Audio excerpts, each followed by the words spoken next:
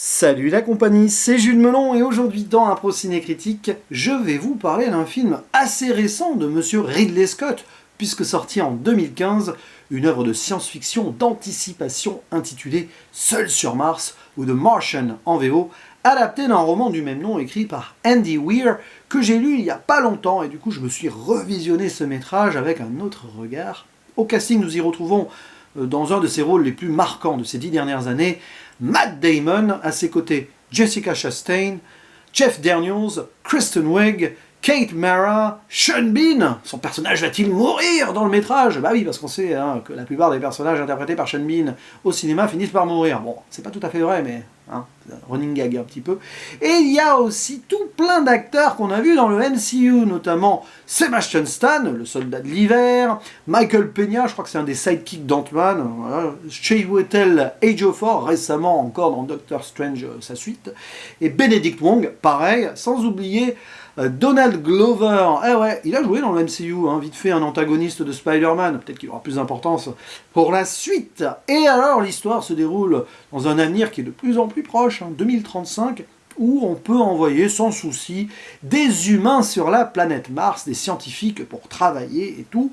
Et on va suivre l'une de ces missions qui semble bien se passer jusqu'à un moment où la tempête se lève et ça devient très dangereux.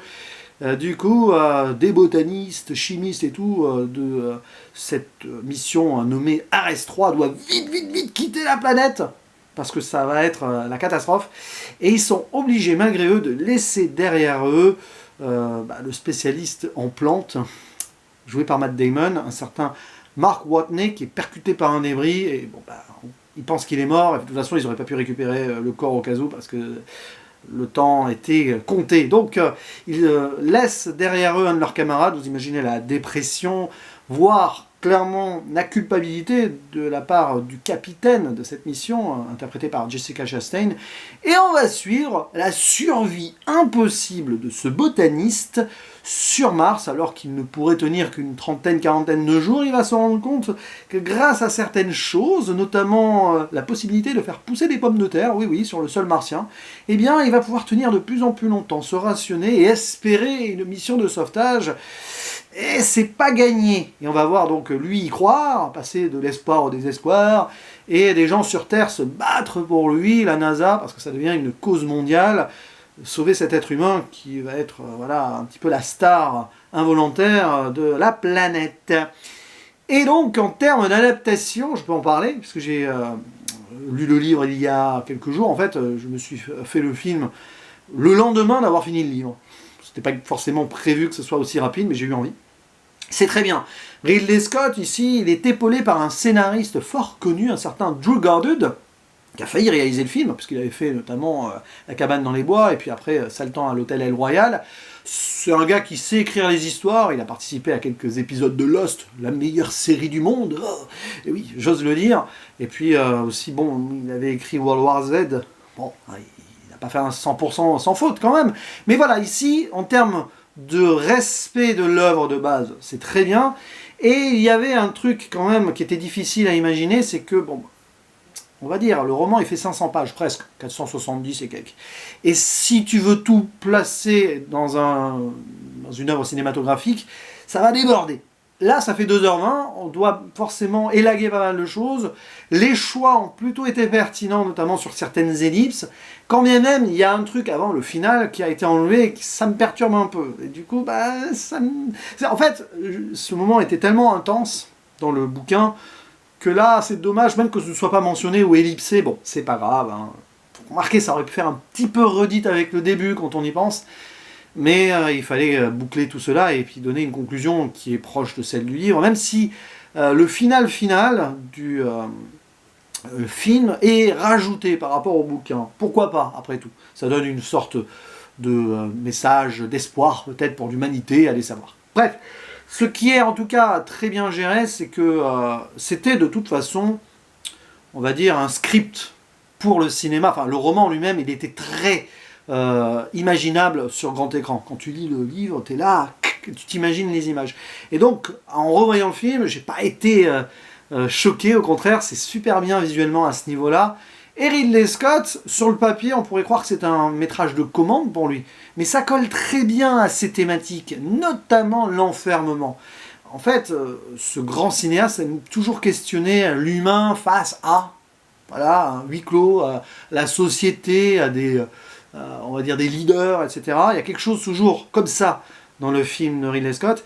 Et l'enfermement, qui puisse être physique ou psychologique, ici il est total, puisque c'est du huis clos survival la plupart du temps, avec des moments très ludiques à l'image du bouquin. Parce que là aussi, voilà, le disco et tout, c'est très drôle, parce que Marc est obligé d'écouter cette musique qu'il n'aime pas trop, parce que c'est le seul truc, voilà, le seul truc qu'il a trouvé sur une des clés USB de ses équipiers, ils avaient tout laissé derrière, donc heureusement, parce qu'il a pu survivre grâce à cela aussi, pas le disco, mais les choses qui ont été laissées derrière lui, etc.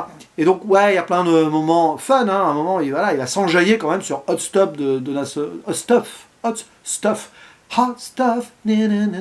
bref, de Donna Summer, pas facile à dire hein, quand on parle vite, alors que pourtant il n'aime pas ça, mais à un moment, quand l'espoir est là, finalement, il arrive à encaisser un petit peu tout, que ce soit ça, ou les séries des années 70, parce que dans le livre, il y a ça, mais dans le film, on voit à un moment juste un extrait de Happy Days, après, c'est pas trop insisté non plus. Bon, oui, voilà. Les choix ont été faits, et là-dessus, ça vaut mieux mettre ce fond musical disco et insister dessus, plutôt que des extraits de séries, voilà. Mais ouais, Matt Damon est parfait, par contre. C'est vraiment un de ses rôles les plus forts, parce que il est à la fois digne dans la dépression du moment, parce qu'à plus d'un instant, il va passer par le désespoir ultime. Il est très fort quand il reprend de l'espoir, son personnage est assez fantasque, donc c'est cool. Et il est très inventif. Hein, le Mark Watney, là, grâce à des bouts de ficelle, c'est un peu le MacGyver de Mars, ou le pirate de l'espace, comme il se surnomme à un moment. Il va te trouver des trucs, parce que derrière sa spécialité, la botanique, il est très fort aussi en chimie, il a beaucoup appris, et on apprend des choses qui sont faisables. Même à un moment faire une bombe avec du sucre, ça c'est vers la fin, n'essayez pas chez vous.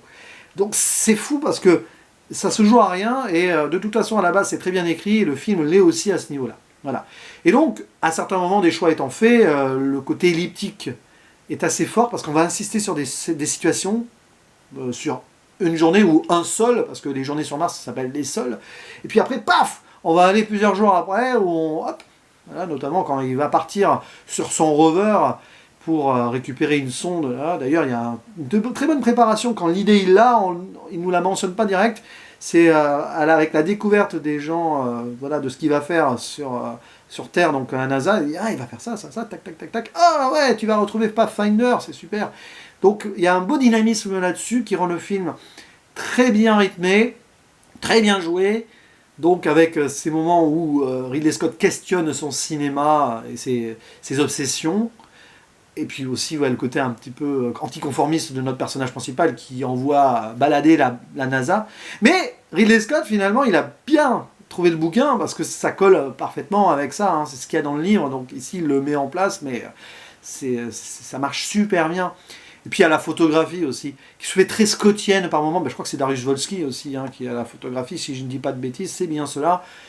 Quand notre protagoniste tombe un petit peu dans le désespoir, ça se fait un peu bleuté, bleu hiver, il aime bien, Ridley Scott, montrer cela, la détresse des gens avec cette chromatique particulière. Donc oui, si vous aimez Ridley Scott, vous aimez ce film. C'est vrai que c'est l'un de ses plus réussis de ces 10-20 dernières années. Est-ce que ce serait pas son meilleur film depuis Gladiator? Je ne sais pas, j'en sais rien. J'avoue, je balance ça comme ça, parce que déjà, j'ai pas forcément en tête la liste de tous ces films depuis, et je les ai pas tous vus, j'ai pas encore vu Exodus, par exemple, voilà. Mais ça mérite peut-être un débat en commentaire. Mais en tout cas, rien à reprocher, si ce n'est voilà, des choix qui sont justifiés, justifiables. Moi, je regrette parce que c'est comme ça. Des fois, ça va trop vite de toute façon, et tu passes d'un truc à l'autre. Tu sens quand même que c'est quelque chose qui a eu du mal à être condensé, et pour cause. C'est vrai que le côté survie, et le côté épique et tout, passe un petit peu à l'as par moment, mais on a quand même des beaux moments posés de contemplation de ce sol martien avec le coucher de soleil, la nuit. Il y a des belles idées visuelles là-dessus, qui collent bien avec la psychologie compliquée d'un personnage qui se croit perdu, ou qui se croit sauvé, ou qui pense qu'il va trouver l'idée, puis finalement il va déchanter et avoir des idées. C'est assez fort quand même. Vraiment un beau message d'espoir, oui, et un très bon film de survie. Bref, à vous la parole. Donc, est-ce que vous aimez Seul sur Mars? Avez-vous lu le bouquin? Considérez-vous ce film comme l'un des meilleurs de Ridley Scott, ne serait-ce que récemment? Je vous laisse tapoter sur votre clavier ou sur votre téléphone, et je vous dis à la prochaine. Ciao!